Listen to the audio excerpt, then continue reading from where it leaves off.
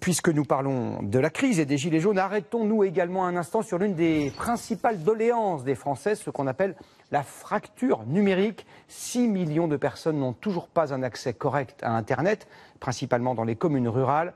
Toute la semaine, nous allons à votre rencontre, loin des grandes villes. Ce soir, direction Arvieux, un village de 800 habitants qui a beaucoup misé sur le numérique pour être plus attractif. Mathieu Perrault et Vincent Pierron se sont rendus sur place. Au cœur de l'Aveyron, à 30 minutes de Rodez, se niche un village qui résiste au déclin démographique. Pour découvrir son secret, il faut d'abord monter à l'étage d'un vieil hôtel-restaurant.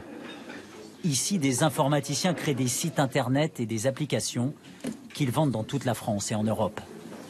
Bah oui, on s'y attend pas, mais en fait, avec l'internet, on peut travailler n'importe où. Et du coup, avec le bon débit qu'on a dans ce village, en fait, on peut travailler dans n'importe quel bâtiment en cœur de village. Arvieux et ses 800 habitants sont donc connectés au monde en haut débit. Un miracle collectif que le maire nous présente fièrement, à côté de la réplique de la grotte de Lourdes et de l'église du XIIe siècle. Là, c'est le central téléphonique, en fait, c'est là où arrive tout le réseau, notamment la fibre. Le point de départ d'une révolution. Le village est en chantier. Ici, une zone d'activité numérique va être inaugurée au printemps.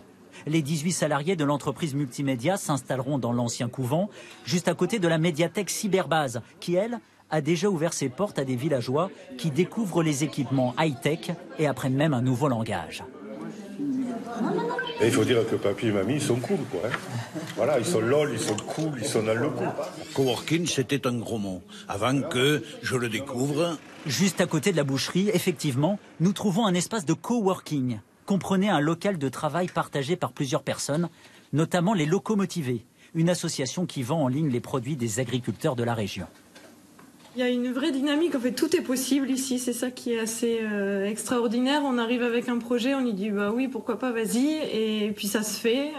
À Arvieux, on innove. Et du coup cela plaît aux jeunes, qui reviennent après leurs études. C'est le cas de Jean-Charles qui reprend la ferme familiale et en parallèle brasse ses propres bières, vendues aussi sur Internet. Quand on a les amis sur place, c'est beaucoup plus facile de rester que si les amis partent aussi, quoi. Donc voilà, c'est un petit peu un effet de groupe qui fait que quand certains commencent à rester là, les autres aussi, quoi. Quand d'autres villages perdent des habitants, Arvieux a vu lui s'installer 30 nouvelles familles récemment, attirées par la qualité de vie.